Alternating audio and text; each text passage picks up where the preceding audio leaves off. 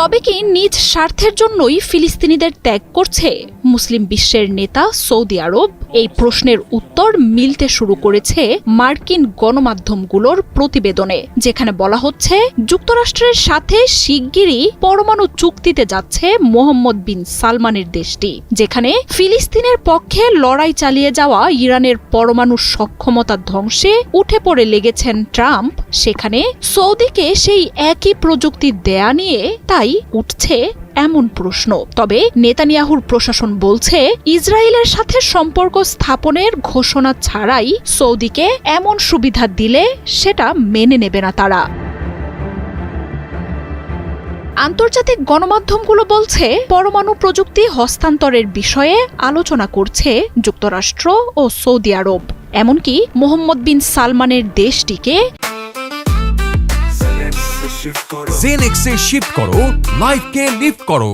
Uranium সমৃদ্ধ করার মতো স্পর্শকাতর বিষয়ের অনুমতিও দিচ্ছে ট্রাম্পের প্রশাসন। আর এর মাধ্যমে সৌদি বাণিজ্যিকভাবে নিউক্লিয়ার পাওয়ার ইন্ডাস্ট্রিতে পরিণত হবে। শিগগিরই এই চুক্তির আনুষ্ঠানিক ঘোষণাও আসতে পারে।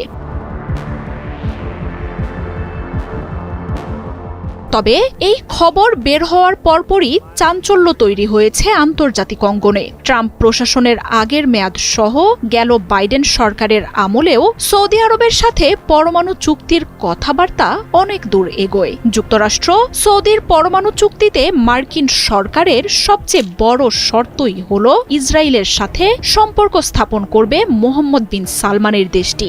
এমনকি যে কোনো দিন ইসরায়েল সৌদি আনুষ্ঠানিক সম্পর্কের ঘোষণার আভাস আসতে শুরু করে। তবে ফিলিস্তিনে ইসরায়েলের যুদ্ধ শুরুর পর সেই আলোচনা অনেকটাই থমকে যায়।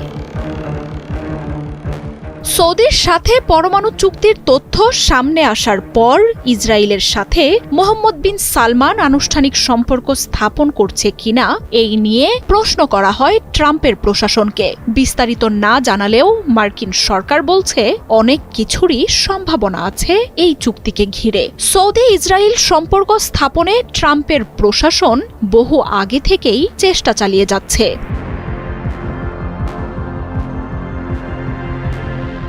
মুসলিম নেতা সৌদি যদি নেতানিয়াহুর দেশটিকে স্বীকৃতি দেয়, তবে ইসরায়েল ও যুক্তরাষ্ট্রের জন্য সবচেয়ে বড় কূটনীতিক সাফল্য হবে এই ঘটনা। ফিলিস্তিনে প্রায় 2 বছর ধরে চলা যুদ্ধে মুসলিম দেশগুলোর প্রবল চাপের মুখেও ইসরায়েল নিয়ে অনেকটাই নীরব মোহাম্মদ বিন সালমান। এমনকি ট্রাম্প সরকারের সাথে ভালো সম্পর্ক থাকার পরও যুদ্ধ নিয়ে কোনো তৎপরতা নেই এই যুবরাজের।